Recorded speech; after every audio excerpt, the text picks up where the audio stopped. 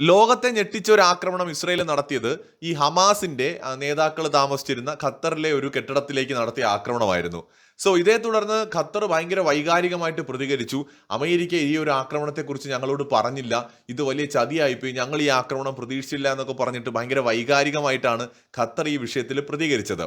ഇതിൽ ഇൻട്രസ്റ്റിംഗ് കാര്യം എന്താണെന്ന് വെച്ചാൽ അമേരിക്കൻ പ്രസിഡന്റ് ഡൊണാൾഡ് ട്രംപ് ഇതിന് ശേഷം നടന്ന ഒരു യോഗത്തിൽ, അതായത് മാർക്കോ റൂബിയോ അടക്കം പങ്കെടുത്ത യോഗത്തിൽ ഹീ ഈസ് ഡാഷ് മീ എന്നാണ് നെതന്യാഹുവിനെ കുറിച്ച് പറഞ്ഞത്. ഈ ഡാഷ് എന്ന് പറയുന്നത് ഒരു തെറിയാണ്, എഫ് സ്റ്റാർ സ്റ്റാർ സ്റ്റാർ എന്ന് പറയുന്ന അമേരിക്കക്കാർ കോമൺ ആയിട്ട് വിളിക്കുന്ന തെറി. മലയാളത്തിലും അത് നല്ല ഒന്നാം തരം തെറിയാണ്. അപ്പോൾ അതുകൊണ്ട് തന്നെ ഈ എഫ് സ്റ്റാർ ING തെറിയുണ്ടല്ലോ, ആ തെറിയാണ് നമ്മുടെ നെതന്യാഹുവിനെ കുറിച്ച്, ആ ഒരു വാചകമാണ് നമ്മുടെ ട്രംപ് അവിടെ ഉപയോഗിച്ചത്. അതായത് ഇസ്രയേലിനെ നേരിടുന്ന കാര്യത്തിൽ ട്രംപ് ആകെ കൺഫ്യൂസ്ഡ് ആണ്. എന്തുകൊണ്ടാണെന്ന് വെച്ചാൽ അമേരിക്കൻ പ്രസിഡന്റിന്റെ ഏറ്റവും വലിയ പ്രശ്നം എന്ന് വെച്ചാൽ അദ്ദേഹം സ്വാർത്ഥനാണ്.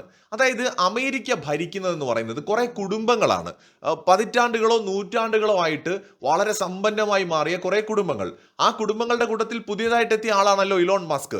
അതുപോലെ ട്രംപിനൊരാഗ്രഹം ട്രംപിന്റെ ഫാമിലിയെ ഒരു സ്ട്രോങ് ആയിട്ടുള്ള ഫാമിലി ആക്കി മാറ്റണം. അതിന് പണം വേണം, സമ്പത്ത് വേണം. അപ്പൊ അതിന് ഏതൊക്കെ വഴികളുണ്ടോ, ക്രിപ്റ്റോ കറൻസി അടക്കമുള്ള സകല വഴികളിലൂടെയും ട്രംപ് തന്റെ ഫാമിലി ബിസിനസിനെ ശക്തിപ്പെടുത്താൻ ശ്രമിക്കുകയാണ്.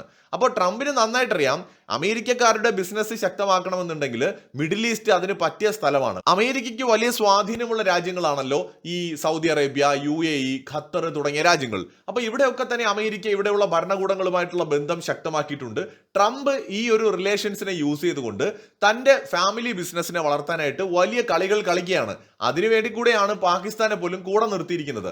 തന്റെ മകൻ ട്രംപ് ജൂനിയർ അടക്കമുള്ളവരെ അടുത്ത അനന്തരാവകാശികളായിട്ട് ഉയർത്തിക്കൊണ്ടുവരാനും അമേരിക്കയുടെ ഭരണം തന്റെ കുടുംബത്തിന്റെ കയ്യിലേക്ക് കൊണ്ടുവരാനും ഒക്കെ ഉള്ള ഒരു ഭയങ്കരമായ സ്വാർത്ഥമായ ആഗ്രഹം ട്രംപിനുണ്ട്. അമേരിക്കയിൽ ഒരു വലിയ വിഭാഗം ആളുകൾ അന്ധമായിട്ട് ട്രംപിനെ ആരാധിക്കുന്നവരാണ്. ഭയങ്കരമായ ആരാധനയാണ് അവർക്ക് ട്രംപിനോടുള്ളത്. അമേരിക്കയെ രക്ഷിക്കാൻ ട്രംപിനെ കൊണ്ട് മാത്രമേ കഴിയൂ എന്നാണ് അവരൊക്കെ വിചാരിച്ചു വെച്ചിരിക്കുന്നത്. അങ്ങനെയുള്ള ബുദ്ധിയില്ലാത്ത മനുഷ്യന്മാരുടെ സപ്പോർട്ടാണ് ട്രംപിന് ഉള്ളത്.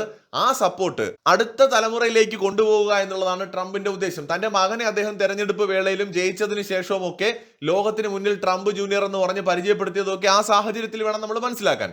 അപ്പൊ ഇങ്ങനെ വിവിധ രാജ്യങ്ങളുമായിട്ട് ട്രംപ് റിലേഷൻസ് ബിൽഡ് ചെയ്യുന്നത് ട്രംപിന്റെ താല്പര്യങ്ങൾക്ക് വേണ്ടിയിട്ടാണ്.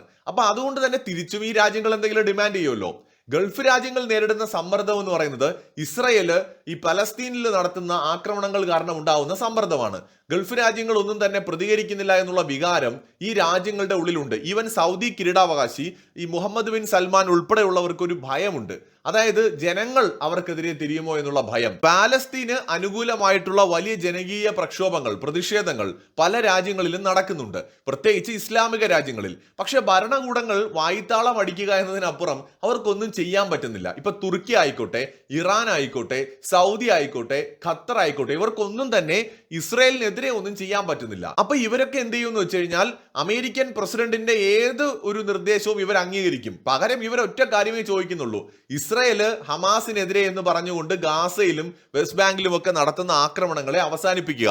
ഇതാണ് അവരുടെ പ്രധാനപ്പെട്ട ആവശ്യം. ട്രംപ് ഇവർക്ക് വാക്ക് കൊടുത്തുകൊണ്ടിരിക്കുകയാണ്. ശരി, ഞാൻ ഏറ്റു, നിങ്ങൾ അമേരിക്കയിൽ കൊണ്ടുവന്ന് $1 ട്രില്യൺ ഇൻവെസ്റ്റ് ചെയ്തോ, നിങ്ങൾ അത് ചെയ്തോ ഇത് ചെയ്തോ, ഞാൻ ഏറ്റു എന്നും പറഞ്ഞുകൊണ്ട് ട്രംപ് ഇവരുടെ ഈ ആവശ്യങ്ങൾക്കെല്ലാം തന്നെ എഗ്രി ചെയ്യുന്നു, അതിനോട് യോജിക്കുന്നു. എന്നിട്ട് ഇസ്രായേലിനോട് വന്നിട്ട് ട്രംപ് പറയാണ് നമ്മൾ അടി നിർത്തണം കേട്ടോ. അപ്പൊ നെതന്യാഹു പറയാണ് അത് നിർത്തണമെന്നുണ്ടെങ്കിൽ അവര് നിർത്തണ്ടേ, അവരിങ്ങനെ പ്രശ്നം ഉണ്ടായിക്കൊണ്ടിരിക്കുകയാണ്, നമുക്ക് അങ്ങനെ പെട്ടെന്ന് നിർത്താൻ പറ്റില്ല. അതായത് നമ്മൾ ഇതിനകത്ത് യുദ്ധത്തിൽ നിൽക്കുകയാണ്, ഒന്നും എളുപ്പത്തിൽ പറ്റില്ല. അപ്പൊ ട്രംപ് ഭയങ്കരമായിട്ട് ഇസ്രായേലിന് മേലെ പ്രഷർ ചെലുത്തിയിട്ടും സംഗതി നിൽക്കുന്നില്ല. ഇസ്രയേല് അവർക്ക് തോന്നിയതുപോലെ തന്നെ ചെയ്യാണ്. സാധാരണ രീതിയിൽ ട്രംപ് വിചാരിച്ചത് നെതന്യാഹുവിനെ പുള്ളിയുടെ ചുൽപ്പടിക്ക് നിർത്താമെന്നാണ്. പരസ്യമായിട്ട് ഇസ്രയേലിനെതിരെ പോകാനും ട്രംപിന് ധൈര്യമില്ല. കാരണം ലക്ഷക്കണക്കിന് ജൂതന്മാർ അമേരിക്കയിലുണ്ട്, അതും വളരെ ഉയർന്ന പൊസിഷൻസിലുണ്ട്. മാത്രമല്ല ഇസ്രയേലിനെ പിണക്കുക എന്ന് പറയുന്നത് ട്രംപിന് ചിന്തിക്കാൻ പോലും പറ്റില്ല. ഏത് വഴി കൂടെ പണി വരുമെന്ന് ട്രംപിന് അറിയാം.